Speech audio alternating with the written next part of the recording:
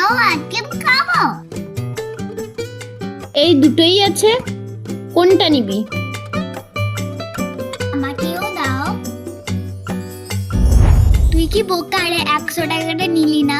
তুই চল, একটা বাকি আইসক্রিম দাও।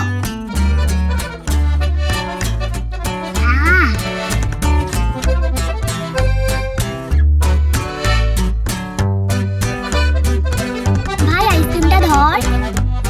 20, 40, 40, 60। ভাই আইসক্রিমটা দে। আই, তুই সব শেষ করে দিয়েছিস? চুপ করে যাচ্ছিল তো। এত তেতে আইসক্রিম কি নষ্ট করা দেয়?